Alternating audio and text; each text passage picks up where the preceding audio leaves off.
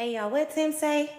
She said 5 in the morning. I wake up to fight for my earnings. Fear in my mind is a warning. Pray to the one you rely on. Welcome to the Struggle of Motherhood podcast, and you're tuned into another episode of Let's Talk About It. And I know y'all seen that thumbnail, and I know y'all know it's gonna get a little spicy in here.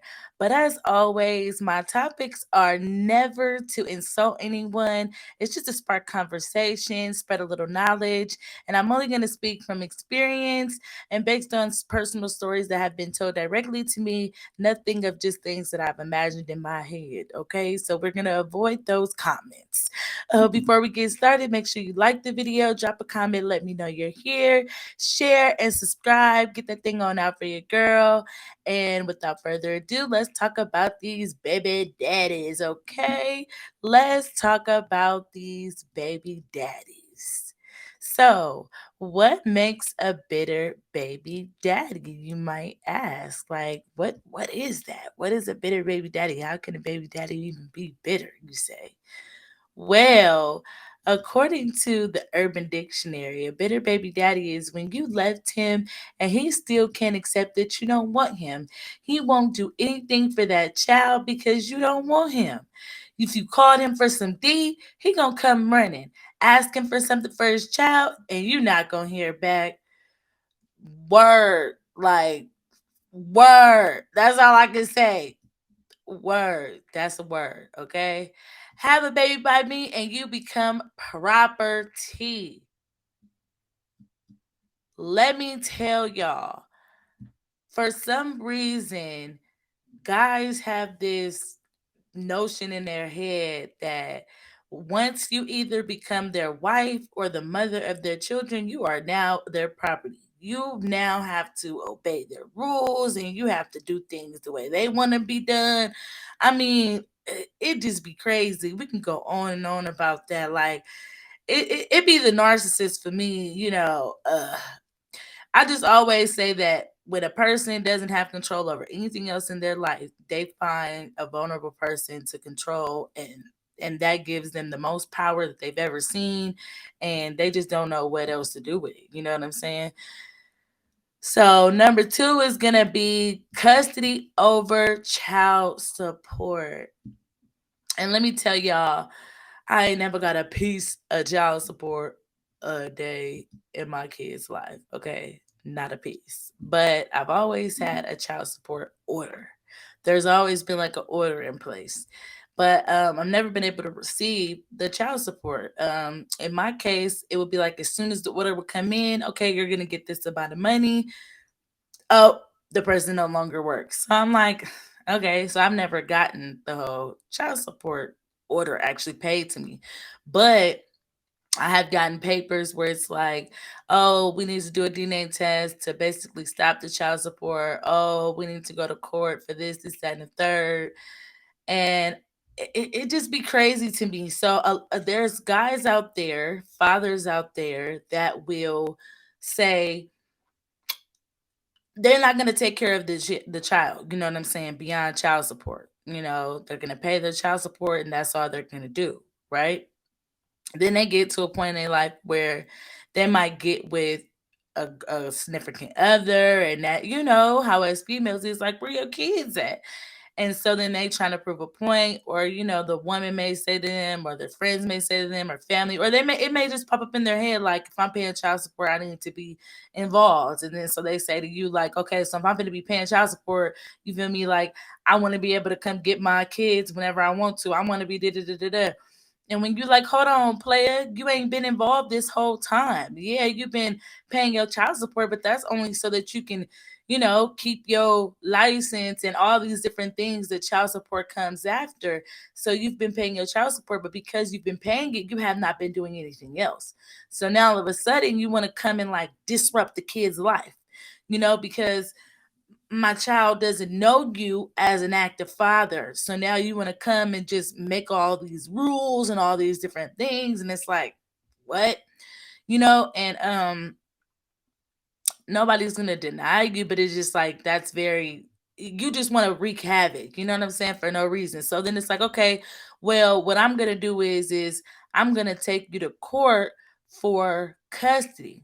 Now I'm going to go tell the judge that I have the right to be a part of my kid's life. Although you've never prevented me from being a part of their lives, you've just put a child support order on me, forcing me to pay for their well-being, and I don't like that. And because I don't like that and I don't like you, you know what I'm saying? I'm gonna go ahead and go to court, and I'm gonna go back and forth for this joint custody situation and either get my child support reduced or removed completely. And that just be crazy because my whole thing is that I always felt like if you're initially taking care of your child, financially, emotionally, all those things that we spoke about in my other videos. If you're doing those things, and I personally don't think child support is necessary. Sometimes it is because, the person will say they're going to give you this amount of money, or they're going to contribute to the medical bills and the extracurricular activities and the clothing, all these different things, and they don't follow through. So you want to, contractual document so that they follow through. I get that, but I feel like if you doing your job as a parent, you spending time with your kid, picking your kid up, you're making sure they have clothes, they have food, you're taking care of all those things, whether you and the mother are together or not, then child support shouldn't even exist. I feel like child support usually comes into play when the father is not taking care of his responsibilities.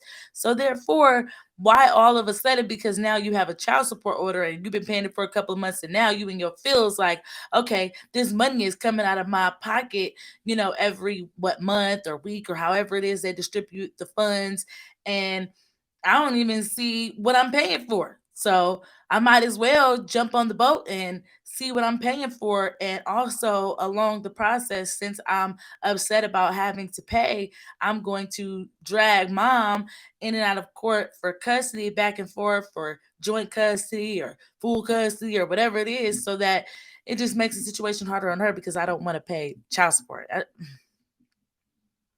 Look, y'all, we ain't gonna get into that any further. Number three is gonna be favoritism. Oh, this one just really gets underneath my skin. It really do get underneath my skin. Now, this one goes for like the baby daddies who they get into a new relationship, and maybe that woman who they're with, they have children, and now all of a sudden, your baby daddy, you want to be playing dad to these kids, and then leaving your children out because you and your baby mama not together, or whatever it is, out of spite for her. you know I've experienced it. Oh gosh, one day I'm gonna do some story times. I have not reached that point yet, but I've experienced it. I know a lot of my lady friends who have experienced, my mamas, and it's a sad thing, but that's a big one when the deadbeat daddy becomes the best stepdaddy, Lord, and will put them stepkids. Will post pictures with them on social media. Will show up to their birthdays. Will teach them life lessons. Will be a father to them, right? Ooh, y'all, this one right here is, it's just a trigger for me. It really is. And you also have those cases where um the man has multiple baby mothers, which means he has multiple children, and maybe let's say he has six baby mamas, right? Hypothetically speaking. And let's say four out of the six are compliant, whether it's them still screwing with each other or whatever. They're just, most likely it's them still screwing, but they're compliant. And he is involved with their children, but the other two mothers, because they don't go for his BS, they don't let him walk in and out, they don't just allow the games that he tries to play. He don't fool with their children, the children that he has with them. He just doesn't deal with them. And um and then when he does come around, he picks a favorite child out of the bunch, and then only interacts with that child. And it's all just to make the mom feel some type of way. You know what I'm saying?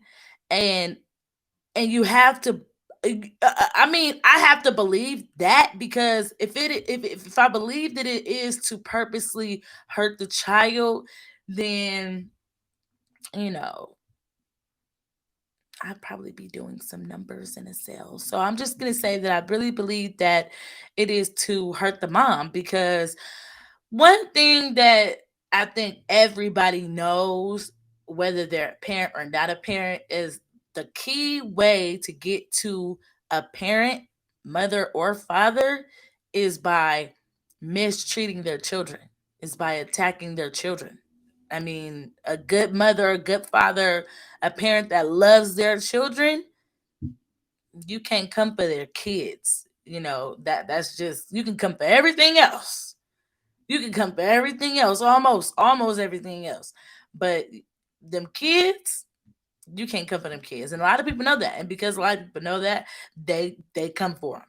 They come right for them. And it be the people who are closest to you. So the father, the mother, all of that. And I feel like when you guys are out here having multiple baby mamas and multiple kids and all those things like that, make it a point to be there for all of your children. Make it a point to not make them feel like you love this pack of children more than you love that pack of children, or that child more than you love like, it should never be like that. I always felt like, whether the mother and the father stayed together or not, and they decided to have outside families, start new families, whatever the case may be, the children that are born in the midst of that should feel as if they grew up in one household. I mean, even though it's like, okay, we're raised different, but they should feel, as far as their sibling connection, that they grew up in one household. Like, when we was with my daddy. You know what I'm saying? Like, on the weekends, my daddy. How I know my brothers and sisters is because every Friday, my daddy, he got in his van or whatever, and he picked us all up, and we all hung around each other, and we all had a good time, and we spent the weekend with each other, and then he dropped us all individually off. Our mamas didn't have anything to do with those interactions. Our dad scooped us up, and we kicked it, and we hung out with our dad. But those bitter baby daddies would never allow that, because that would put too much uh it would take too much off of the moms. You know what I'm saying? That would be too much, you know, fresh air. You know what I'm saying? Like, that's giving her too much grace. So, and I just don't know what that's about. But on to the next one. Number 4, step off step daddy. Whoo, it be the nerve for me. It be the nerve for me. So you have those bitter baby fathers that will they will be sleeping around with everybody. I mean, while y'all was together, when you was pregnant, after the baby, whatever. Currently, they in a relationship, got somebody pregnant, got a couple people, whatever the case may be. But let you go ahead and get in another relationship, and your relationship progresses, and you and your guy, or maybe you guys have moved in with each other, or just whatever, seriously dating, and now all of a sudden, here come that baby daddy of yours. And it's kind of, when I speak on this, most bitter baby daddies are deadbeat dads at the same time. You know what I'm saying? And then you do have those bitter baby dads that are good fathers to their children. Like, when it comes to their kids, they do for their kids, they rock and roll for their kids, but the relationship that they have with the mom is just so just spiteful and vengeful, and but somehow they manage to keep the kids out of it. You know what I'm saying? Um, so I'm gonna try my best to clarify the differences in who I'm speaking about. You know what I'm saying? So the step off stepdad, right? You have this is gonna I'm gonna be speaking on the fathers that are involved right now, right? So for the fathers that are involved, who become the bitter father, right? While they're involved with their children, they take care of their children, they're there for their children and everything. But them and the mother don't really have a great relationship. Most of the communication is like through the child. Like dad talks to child, mom talks to child. They communicate through child, and then only if necessary do they have to speak to each other. Right? I'm talking about this type of scenario right now. So you have them saying things like, you know, my child has a mother and a father already. They don't need another father. They don't need another mother. I'm not going to allow my wife or my girlfriend to discipline or parent or whatever our child. That's your job, and I don't want your husband or your boyfriend to do that with my child. And excuse me, it brings me back to a video that I did when I asked, does the village still exist?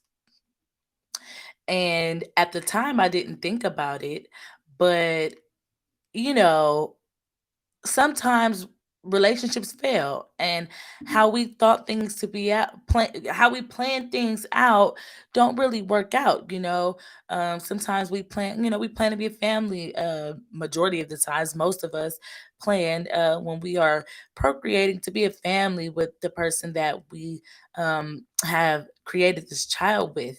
And when that doesn't work out, because that was in your plan, when that doesn't work out, your life doesn't just stop. You don't just say, okay, well, me and my child's father or me and my child's mother didn't work out, so I'm not going to date or get married ever again, until my children are grown, because um my baby father or my baby mother doesn't want uh another influence. I was on a podcast, and I was talking to a group of guys. They were all fathers, and one of the fathers said, my thing is that the mother can get with somebody who doesn't have the same views and values as me and her do, and then they try to instill their views and values onto our child and corrupt our child. I was so triggered and bothered, and just like, I don't even know if triggered is the right word, but I was so bothered by that, because I was just like, what? That makes absolutely no sense. And I feel like only a controlling person would think that way, because I feel like unless you're out here like making carbon copies of yourself and changing their genders, then nobody thinks the absolute same on every single topic, on every aspect of life, and all these different, nobody, no two people have the same thoughts consistently about the same topics all the time. These are two different people. They do not have the same thoughts, the same views on the same topics all the time. You know what I'm saying? Um, you have it like where some dads be like, my daughter's never gonna wear a weave, and then you have the mom or a kid's gonna wear a weave. Something as small as that. But I just feel like um we're all made uniquely and different, and it makes no sense to actually put that in your mind, that um the mother would have to find someone who has the same views as you and her, because I guarantee that you and her may have a lot of similar views when it comes to parenting, but have 100% all the same views. Probably not. I just really doubt that. And then I said to him, if she vetted you correctly or courted you correctly, or however the situation may be, she chose you or you chose her, or y'all chose each other, and created a beautiful child together, right? Then why would you then not trust her judgment with the next person or other people she decides to date? Makes no sense. Why would you not trust that their views would be? Now, we know that things happen, but that can happen regardless whether they have the same views as you or not. People lie all the time. If I express my views first, then all you have to do is repeat what I said. You know what I'm saying? Does that mean that you really have the same views as me, or you're just trying to say what you think I want to hear in order to get me? You know what I'm saying? So my whole thing is, it's like, that statement is just, that's not the way you want to go. I feel like because it may take a actual village to raise a child, that you shouldn't shut out your baby mother's or baby father's partner. And we're specifically speaking about baby fathers who are being bitter. So I want to just say, like, if your baby mother move on, she get another relationship, the relationship going good as far as you know, you didn't met the guy seems cool, kids like him. When you have your kids, periodically, not all the time, but periodically, you ask how everything is going with them, not with their mama and old dude, but them, how do you like your stepdad, whatever the case may be, and letting them know that you're cool and you're okay with him and everything like that. That's how it should go. But feeling like, oh, my kid already got a daddy. And I just feel like, so why would you not want your child to have more people to love them, to protect them, to look out for them? Of course, we want this person to be right. We want them to have your child's best interest and all of those things. And those are some things that you and the mother have to make sure that you're paying attention to.